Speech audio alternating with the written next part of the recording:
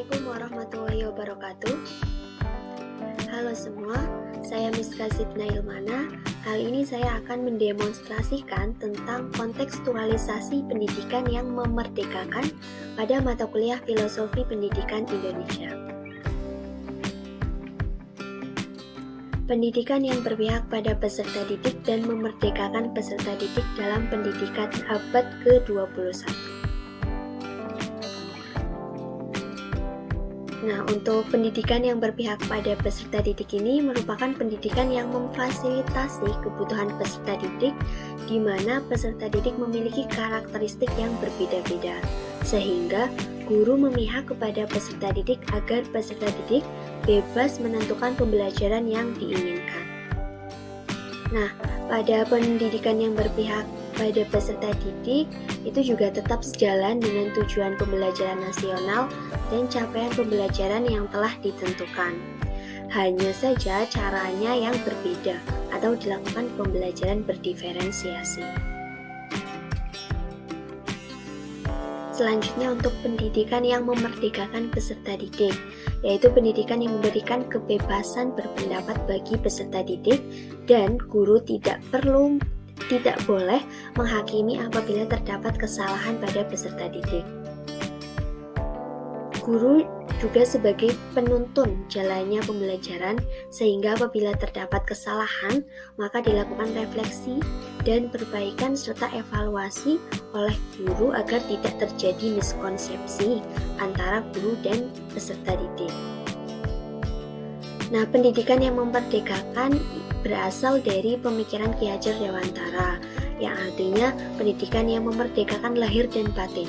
Merdeka lahir dan batin berarti mandiri, bisa berdiri sendiri, tidak tergantung pada orang lain, sadar tentang hak dan kewajibannya sebagai anggota masyarakat. Selanjutnya untuk pendidikan abad ke-21. Ini kan ada keterampilan abad ke-21 itu ada 6, yaitu menurut Lee Crockett.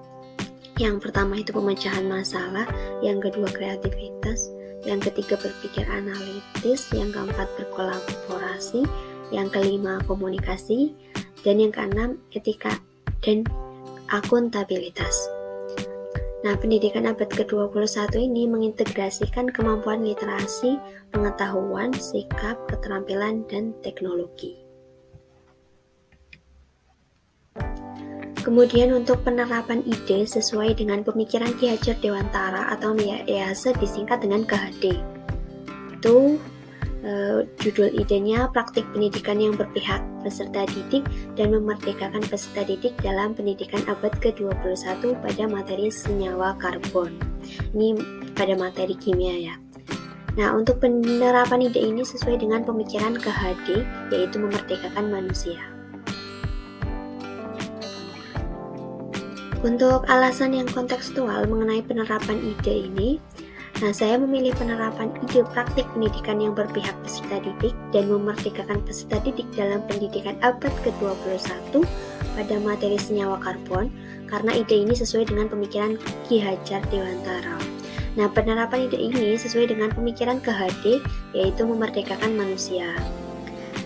Untuk pendidikan yang memerdekakan itu kan tadi ya sudah kita bahas kalau berasal dari pemikiran KHD, yang artinya pendidikan yang memerdekakan lahir dan batin. Nah, pada pendidikan yang memerdekakan, guru memberi ruang kepada peserta didik untuk tumbuh dan berkembang sesuai dengan potensi, bakat, minat, dan gaya belajar dari peserta didik. Nah, untuk itu guru harus mengenal karakteristik dari peserta didiknya. Untuk tantangan penerapan pemikiran KHD sesuai dengan konteks kelas dan sekolah, itu yang pertama, guru perlu memahami karakteristik semua peserta didik di kelasnya. Yang kedua, guru perlu menyiapkan beberapa bahan ajar yang disesuaikan dengan karakteristik peserta didiknya. Yang ketiga, guru perlu menyiapkan beberapa penilaian yang disesuaikan dengan produk hasil diskusi peserta didik. Selanjutnya, solusi penerapan pemikiran KHD sesuai dengan konteks kelas dan sekolah. Untuk solusi yang pertama, guru dapat menerapkan pembelajaran berdiferensiasi di kelas pada materi senyawa karbon ya. Selanjutnya, solusi yang kedua, guru dapat memberikan angket profiling peserta didik untuk mengetahui karakteristik peserta didik di kelasnya. Ini biasanya dilakukan pada awal pembelajaran. Lalu solusi yang ketiga, guru dapat mengelompokkan peserta didik yang memiliki karakteristik sama. Contoh, kelompok yang memiliki gaya belajar visual dengan yang visual, terus yang auditori dengan yang auditori, dan yang kinestetik dengan kinestetik. Sehingga guru hanya menyiapkan bahan ajar sesuai gaya belajar dari peserta didik. Dan solusi selanjutnya, guru dapat menyiapkan penilaian sesuai gaya belajar dari peserta didik. Nah, tadi yang pembelajaran berdiferensiasi ya, itu bisa juga dengan diferensiasi materi. Misalkan pada materi senyawa karbon, itu kelompok satu membahas senyawa karbon alkohol, lalu kelompok 2 senyawa karbon eter, kelompok 3 aldehid, kelompok 4 keton, dan seterusnya. Ya, itu berdiferensiasi pada materinya ya, kontennya. Setelah itu peserta didik dipersilahkan untuk berdiskusi tentang topik materi senyawa karbon yang telah dibagi oleh guru.